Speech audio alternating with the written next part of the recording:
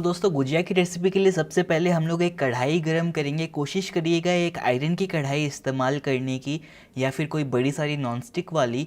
और कोशिश करिएगा मोटी तले की कढ़ाई की, क्योंकि पतली तले की कढ़ाई में मावा जल जाता है। लेकिन मावा से पहले हम लोग क्या करेंगे, जो हम लोग के नट्स होते हैं ना, काजू बादाम या फिर नारियल, उसको भूनेंगे। बहुत जने नहीं भूनते हैं, भूनने से बहुत ही बढ़िया फ्लेवर आता है। तो मैंने यहाँ पर है ना आधा चम्मच घी इस्तेमाल करा है। इसमें मैं एक कटोरी कटे हुए काजू और बादाम डाल दूंगा। ये लगभग 6 बड़े चम्मच के आसपास है। इसको हम लोग इसमें डाल देंगे। उसी के साथ में मैंने यहाँ पर है ना एक कटोरी ही नारियल लिया है। ये है ना सूखा नारियल है या फिर डेसिकेटेड कोकोनट है। ये आपको आसानी से बाज़ार में मिल जाएगा। इसको हम लोग दोनों को फ्राई करेंगे, मतलब रोस्ट करेंगे। मैंने हल्का सा ही घी इस्तेमाल करा है यहाँ पर। फ्लेम को आप लो या फिर मीडियम रखिएगा और इसको कंटिन्यू चलाते हुए कुक करिए या फिर रोस्ट करिए जब तक जो नारियल है ना लाइट गोल्डन ना हो जाए। ध्यान रखिएगा दोस्तों, अगर आपकी कढ़ाई थोड़ी सी पतले तले की है तो नारियल बहुत ही जल्दी जल जाता है, तो उसका ध्यान रखिएगा। तो मैंने इसको कंटिन्यू चलाते हुए है ना लाइट गोल्डन कर लिया है। बहुत ही अच्छी खुशबू आ रही है इसमें से। तो मैं अब फटाफट जो नारियल और जो बादाम है और काजू है, तीनों को निकाल लेता हूँ एक पतीले में। इससे क्या होगा, ये ठंडी भी हो जाएंगे और बाद में मिक्सिंग के लिए भी तैयार हो जाएंगे। और मैंने गैस बंद कर कर रखी है, आप देख सकते हो कैसे। और सारा जो नारियल है उसको निकालने के बाद हम लोग इसमें क्या करेंगे, मावा भून लेंगे। अभी ये जो सीज़न है ना, मतलब त्योहार वाली, इसमें अडल्ट्रेटेड बहुत मिलता है। तो कोशिश करिएगा कि एकदम है ना एक कलर का दिखने वाली या फिर एक पैकेट की मावा इस्तेमाल करिएगा, वो थोड़ी सी बेटर रहेगी। या फिर अगर आप घर में ही मावा बना लो तो उससे बढ़िया कुछ है ही नहीं। मैंने यहाँ पर है ना 200 ग्राम मावा को कढ़ाई में डाल दिया है। मैंने घस कर रखा था मावा को। उससे क्या होता है, शुरू शुरू में जो कुकिंग होती है ना वो करने में आसानी हो जाती है, वरना जो अगर एक लट हो तो बहुत मुश्किल हो जाती है। अब फिर से हम लोग को मावा को भूनना है लो या फिर मीडियम फ्लेम पर, कंटिन्यू चलाते हुए जब तक इसमें से जो भी एक्स्ट्रा मॉइस्चर है या फिर पानी है ना वो उड़ ना जाए। फिर से यहाँ पर आपको क्या कहूँगा दोस्तों, अगर आपका मावा हल्का सा भी जल जाता है ना तो फ्लेवर बहुत ही अजीब हो जाएगा। तो कोशिश करिएगा मोटी तले की कढ़ाई इस्तेमाल करने की, या फिर आप इसको कंटिन्यू चलाइएगा। मैं भी इसको कंटिन्यू चलाते हुए रोस्ट कर रहा हूँ जब तक ये पूरा एक साथ ना आ जाए और गोल्डन ना हो जाए। बहुत बार क्या होता है, अगर आप मावा को कम रोस्ट करो ना तो ये जो मावा की फिलिंग है ना वो बाहर निकल जाती है गुजिया से। फिर आपका तेल खराब हो जाता है और बाकी सारी गुजिया में भी वो मसाला चिपक जाता है, तो थोड़ा सा अजीब हो जाता है। तो इसलिए आपको बताऊंगा कि मावा को अच्छी तरह रोस्ट करिएगा। जब वो एक साथ ऐसे आ जाता है तब आप इसको निकाल लीजिएगा एक प्लेट में या फिर वही बोल में। मैं इसको प्लेट में निकाल कर फैला रहा हूँ अपने हाथों से, ताकि ये फटाफट ठंडा हो जाए। ठंडा होने के बाद हम लोग इसका बाकी का प्रोसेस करेंगे। तो जब तक हम लोग का मावा ठंडा हो रहा है, मैंने यहाँ पर एक परात ले ली है, क्योंकि अभी हम लोग है ना गुजिया के लिए आटा लगाएंगे। मैंने यहाँ पर है ना 250 ग्राम मैदा इस्तेमाल करा है। इसी के साथ में मैं इसमें एक चुटकी नमक डाल दूंगा। अगर आप गुजिया का प्रसाद लगाने की सोच रहे हो तो नमक मत डालिएगा, लेकिन अगर आप वैसे ही खाने के लिए सोच रहे हो तो आप नमक एक चुटकी डाल लीजिएगा। एक चुटकी नमक से बहुत ही अच्छा फ्लेवर आता है चीनी का भी। उसी के साथ में मैंने यहाँ पर है ना इलायची का पाउडर डाला है। ये मेरा घर में ही बनाया हुआ इलायची का पाउडर है दोस्तों। एक चुटकी मैंने इसमें डाल दिया। अब मैं इसमें क्या करूँगा, अच्छी तरह मिक्स कर दूंगा सभी को। उसके बाद मैं इसमें एक बीच में कुआं बना लूँगा। कुआं के अंदर हम लोग डाल देंगे घी। अगर आपको सॉफ्ट गुजिया बनानी है तो घी ही इस्तेमाल करना पड़ेगा दोस्तों। तेल से है ना बहुत ही ज़्यादा क्रिस्पी गुजिया बन जाती है, और घी की क्वांटिटी भी बहुत हाई होगी दोस्तों गुजिया के लिए, अगर आपको सॉफ्ट बनानी है। शुरू में मैं इसमें 3 बड़े चम्मच घी डाल रहा हूँ और फिर हम लोग इसको अच्छी तरह मिक्स करेंगे। 3 बड़े चम्मच शुरू में घी होता है लगभग 50 ग्राम के आसपास। मैंने यहाँ पर मोइन करना स्टार्ट कर दिया, मतलब जो घी है मैं उसको रब कर रहा हूँ अपने मैदे के साथ। उसके बाद हम लोग इसकी टेस्टिंग करेंगे। आप देख सकते हो कैसे मैं इसको एक साथ ऐसे दबा कर टेस्ट कर रहा हूँ। ये क्या हो रहा है, एकदम है ना पाउडरी पाउडरी है, एक साथ नहीं जुड़ रहा है। तो घी की कमी है इसमें अभी दोस्तों। तो मैं इसमें अभी 2 चम्मच घी और डाल देता हूँ, जो होता है लगभग 25 और ग्राम। तो मैं जो रेशियो आपको बता रहा हूँ वो लगभग होता है 250 ग्राम मैदा में लगभग 75 ग्राम के आसपास घी हम लोग इसमें डालेंगे। उसके बाद आप देख सकते हो कैसे ये एक साथ आने लग गया है। जब मैं इसको एक बार ऐसे प्रेस करता हूँ तो वो शेप पकड़ कर रख रहा है। अगर आपको नॉर्मल गुजिया बनानी है तो इतना घी डालने की ज़रूरत नहीं है, लेकिन अगर आपको सॉफ्ट गुजिया बनानी है तो इतना घी तो डालना पड़ेगा दोस्तों, इससे ज़्यादा भी आप डाल सकते हो। अब हम लोग क्या करेंगे, इसमें हल्का हल्का पानी डालेंगे और इसका एक नॉर्मल आटा बना लेंगे। बहुत बार हम लोग है ना कड़ा आटा बना लेते हैं, लेकिन फिर बाद में बहुत मुश्किल हो जाती है। तो मैं इसमें हल्का हल्का पानी डाल रहा हूँ और इसको गूँथ लूँगा जब तक इसका एक आटा ना बन जाए। ये आप देख सकते हो कैसे ये आटा बन चुका है एक तरीके से, लेकिन इसमें अभी भी बहुत सारा पाउडर है और क्रैक्स है। क्रैक्स तो रहेंगे दोस्तों, तो क्रैक्स को हटाने की कोशिश मत करिएगा, बस इसको एक साथ लाने की कोशिश कर लीजिए। तो मैं इसको 1-2 मिनट तक और ऐसे मथ लेता हूँ, उसके बाद मैं आपको इसकी कंसिस्टेंसी दिखाता हूँ। आप देखिए अभी कैसे ये एक साथ आ चुका है, बिल्कुल आटे जैसा लग रहा है, लेकिन इसमें बहुत सारे क्रैक्स है। ये कभी भी कोई नान या फिर भटूरे के आटे जैसा नहीं होगा दोस्तों। इसका टेक्सचर नॉर्मल वाला है, मतलब ना ज़्यादा कड़ा है ना ज़्यादा सॉफ्ट है, एकदम बढ़िया लग रहा है दोस्तों। अब मैं इसमें क्या कर देता हूँ, एक कपड़ा चढ़ा देता हूँ ऊपर से। ये है ना गीला कपड़ा है। अब इसको हम लोग 15 से 20 मिनट के लिए आराम करने के लिए रख देते हैं। जब तक ये आराम कर रहा है तब तक हम लोग है ना चाशनी बना लेते हैं हम लोग की गुजिया के लिए।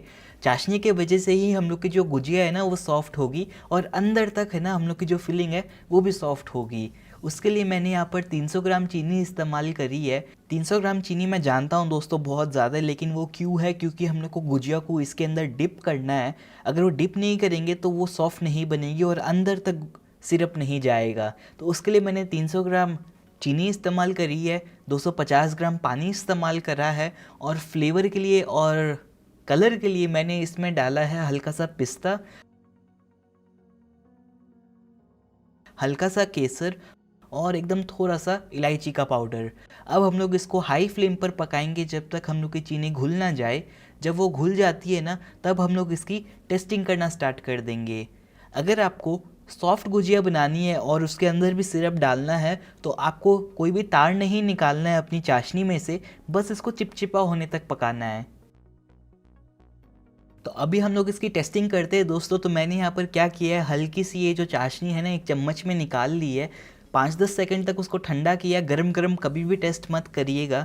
ठंडा करने के बाद आप दोनों उंगली के बीच में ऐसे लगाकर टेस्ट करिए दोस्तों। ये बिल्कुल चिपचिपी लगनी चाहिए। इसमें अभी और थोड़ी सी टाइम लगेगी, तो मैं अभी क्या करता हूँ इसको फिर से पकने देता हूँ। जब ये और पक जाती है तब हम लोग है ना एक प्लेट में निकाल लेंगे। ऐसा करते हैं 3-4 बूंद आप एक प्लेट में निकाल लीजिए, उसको आप 1 मिनट ठंडा होने दीजिए, उसके बाद आप उसको टेस्ट करिएगा। अभी आप देख सकते हो कैसी ये बिल्कुल चिपचिपी लग रही है और एकदम बढ़िया लग रही है। कोई भी तार नहीं आ रहा है इसमें अभी से, आप कह सकते हो आधा तार के आसपास है ये। बिल्कुल बढ़िया लग रही है। तो मैंने गैस भी बंद करके रखी है दोस्तों, तो ये बिल्कुल रेडी है। अब हम लोग क्या करते हैं, चाशनी तो तैयार हो चुकी है, बाकी का प्रोसेस कर लेते हैं। अपना जो मावा हम लोग ने रोस्ट किया था ना वो भी ठंडा हो चुका है, एकदम बढ़िया लग रहा है दोस्तों। तो मैं इसको है ना हल्का सा तोड़ लेता हूँ, क्रम्बल कर लेता हूँ और फिर हम लोग का जो नट्स है ना उसमें मिक्स कर देता हूँ।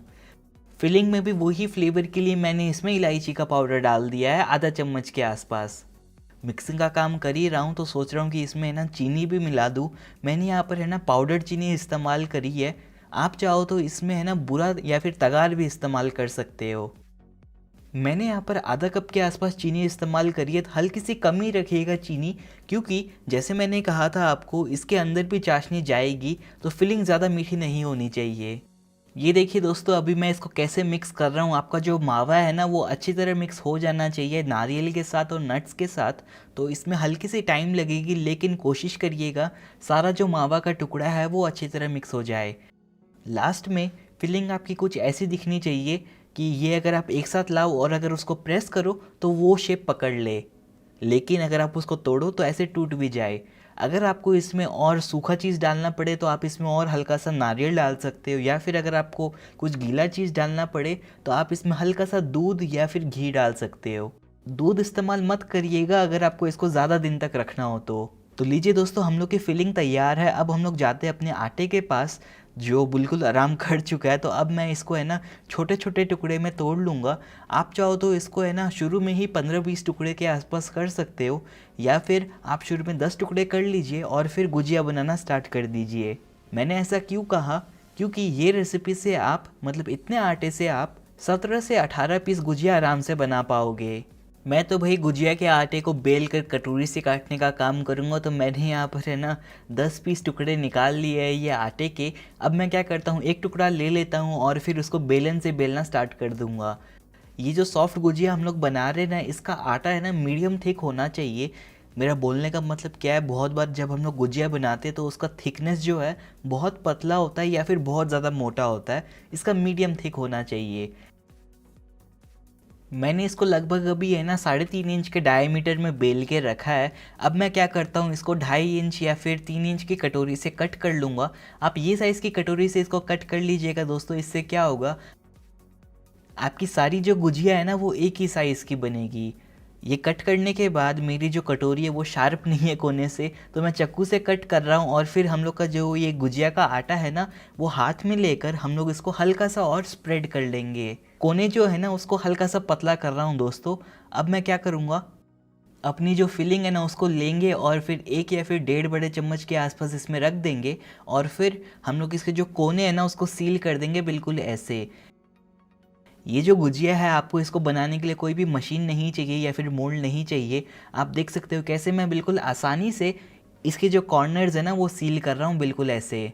अगर आपको ऐसा लग रहा है कि ये चिपक नहीं रहे हैं तो आप इसमें क्या कर सकते हो, पानी लगा सकते हो कोने में। उससे क्या होगा, ये खुलेगी भी नहीं फ्राई करते समय। खुलने वाली बहुत बड़ी प्रॉब्लम है दोस्तों। अगर एक गुजिया भी खुल जाती है तो सारी गुजिया में उसका फिलिंग चिपक जाता है और फिर वो अजीब दिखने लगती है। तो कोशिश करिएगा इसको अच्छी तरह प्रेस कर करके सील करने की। एकदम पतला कर लीजिएगा कोने को दोस्तों बिल्कुल ऐसे। और फिर हम लोग इसमें क्या करेंगे, डिज़ाइन बनाएंगे। तो डिज़ाइन बनाने का काम तो बहुत आसान है। हल्का सा कोना को लीजिए, फोल्ड करिए और फिर उसको फिर से फोल्ड कर दीजिए बिल्कुल ऐसे। कोई बड़ी कलाकारी नहीं है दोस्तों, बस आपको लेकर उसको फोल्ड करना है, प्रेस करना है, फोल्ड करना है, प्रेस करना है, फोल्ड करना है बिल्कुल ऐसे।